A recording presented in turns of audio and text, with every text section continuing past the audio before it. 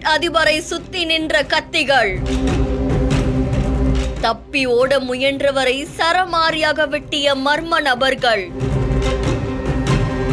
எட்டி நின்று பயந்து பார்த்த பொதுமக்களும் பள்ளி மாணவர்களும். நெல்லையில் இருக்கக்கூடிய பாளையங்கோட்டை சக்தி நகர் பகுதியை சேர்ந்த 39 வயதாகக்கூடிய தமிழ்ச்செல்வன் அப்படின்றவங்க அங்க ஜேசிபி ஆபரேட்டர் உள்ளிட்ட பல்வேறு பணிகள்ல ஈடுபட்டு வராங்களாமா. அவர் ஒரு ரியல் எஸ்டேட் தொழிலும் செஞ்சுட்டு வராங்களாம். அவருக்கு திருமணமாகி 2 குழந்தைகள் இருக்காங்களாமா. வழக்கமா வீட்டுல இருந்து நடைபயிற்சி செய்யறதுக்காக சீவலப்பேரி சாலையில அவர் வரது வழக்கமா. இந்த நிலையில தினமும் அவர் நடைபயிற்சி மேற்கொள்றத கண்காணிச்சுட்டு வந்த மர்ம நபர்கள் என்ன பண்ணிருக்காங்கன்னா, சக்தி நகர் அரிசி ஆலை பக்கத்துல இருந்து அவர் சரமாரியா வெட்டியிருக்காங்க.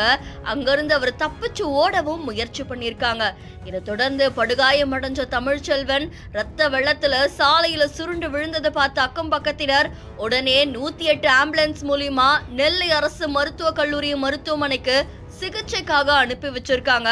சம்பவ இடத்துக்கு வந்த பாளையங்கோட்டை உதவி ஆணையாளர் தலைமையிலான போலீசார் அரிவாள் வெட்டு சம்பவம் தொடர்பா வழக்கு பதிவு செஞ்சு விசாரணை மேற்கொண்டு வராங்களாம். இதை தொடர்ந்து அந்த பகுதியில் இருக்கக்கூடிய சிசிடிவி காட்சிகளை ஆய்வு செஞ்சு மர்ம நபர்களை காவல்துறையினர் தீவிரமா தேடிட்டு வராங்க அப்படின்னு சொல்லப்படுது. அரிவாள் வெட்டு சம்பவம் நடந்த இடத்துக்கு மோப்பனாயும் வரவழைக்கப்பட்டிருக்கு. குற்றவாளிகளை தேடும் பணி தீவிரம் அடைஞ்சிருக்கு. அதை தொடர்ந்து ஆள் நடமாட்டம் மிகுந்த பகுதியில மர்ம நபர்களால இப்படி ஒரு சம்பவம் நடந்தது அந்த பகுதியில் பெரும் பரபரப்பை ஏற்படுத்தியிருக்கு.